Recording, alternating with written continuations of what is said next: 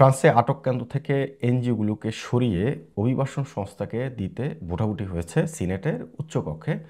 এই যে অভিবাসী যে আইনি সহায়তা দেয় অভিবাসীদেরকে আটক কেন্দ্রে, প্রায় 40,000 অভিবাসী প্রতি বছর গড়ে ফ্রান্সে আটক কেন্দ্রগুলোতে থাকে। তারা অভিবাসীদের বিভিন্ন আইনি সহায়তা দেয়। 5টি বড় বড় সংস্থা যারা আটক কেন্দ্রগুলোতে এই আইনি সহায়তা দিয়ে থাকে, এই সংস্থাগুলো হচ্ছে সিমাত, পজেতের দাজিল, সলিদারিতে মায়োত, খোয়ারুশ সহ এমন বড় 5টি এনজিও বা মানবাধিকার সংগঠন।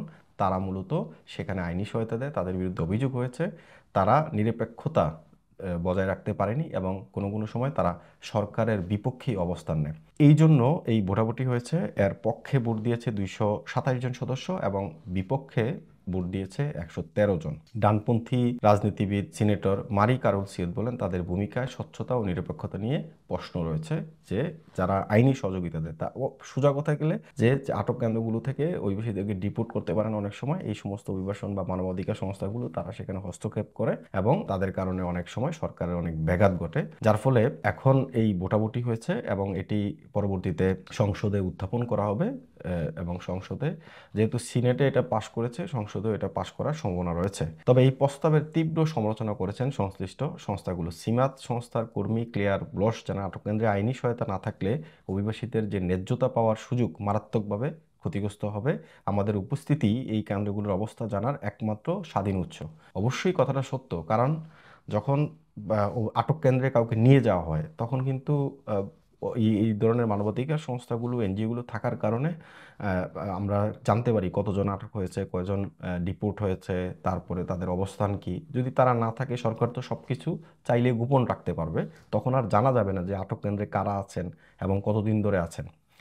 এইটার 3টা টোটাল আইন প্রস্তাব করা হয়েছে, 3টা আইন, যে আর বাকি যে 2টা আইন রয়েছে যে সাজাপ্রাপ্ত বিদেশিদের 90 দিন আটকের যে মেয়াদ সেটাকে বাড়িয়ে 210 দিন করা, এবং আরেকটা আইন হচ্ছে যে অন্তত 2 বছর ফ্রান্সে বসবাসের শর্ত আরোপের সুপারিশ করা হয়েছে শুধুমাত্র সামাজিক সহায়তা পাওয়ার জন্য। সামাজিক সহায়তা পাওয়ার জন্য আপনাকে 2 বছর বসবাস করতে হবে। আরও 2টা আইন পরবর্তীতে উদ্যোগ নেওয়া হবে। এটাকে এই মুহূর্তে জাতীয় সংসদে পাঠানো হয়েছে এবং এর উপর দ্রুত ভোটাভুটির উদ্যোগও নেওয়া হচ্ছে। এই খবরটি প্রকাশ করেছে ইনফোমাইগ্রেন্টস। তারা এই খবরে বলছে যে প্রতি বছর অধিকার সংস্থাগুলো প্রায় 40,000 অভিবাসীকে আটক অবস্থায় আইনি সহায়তা দিয়ে থাকে। তবে ফরাসি স্বরাষ্ট্রমন্ত্রী ব্রুনো রুতাইও অভিযোগ করেছেন এই সংস্থাগুলো তাদের নিরপেক্ষতা সীমা লঙ্ঘন করে সরকারের বিরুদ্ধে অবস্থান নিচ্ছে এবং রাজনৈতিক উদ্দেশ্য নিয়ে কাজ করছে। এর বিরোধিতা করেছে গণতান্ত্রিক রাষ্ট্রের নীতির বিরুদ্ধে বলেই আখ্যায়িত করেছেন কমিউনিস্ট সাংসদ ইয়ান ব্রুসা। বলছেন এই আইনের উদ্দেশ্য হচ্ছে অভিবাসীদের অধিকারকে আরও জটিল বা অধরা করে তোলা। সিনেটে যে ভোটাভুটি হয়েছে 13ই মে এই প্রস্তাবের পক্ষে, অর্থাৎ এনজিওগুলোকে সেখান থেকে সরিয়ে দেন, এই প্রস্তাবের পক্ষে ভোট দিয়েছে 227 জন, বিপক্ষে ভোট দিয়েছে 113 জন।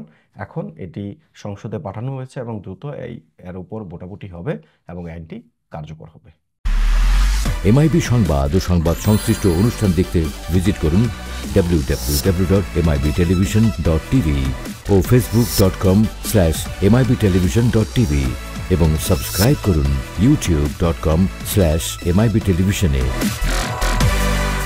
এমআইবি টেলিভিশন, সত্য খবর, সঠিক খবর।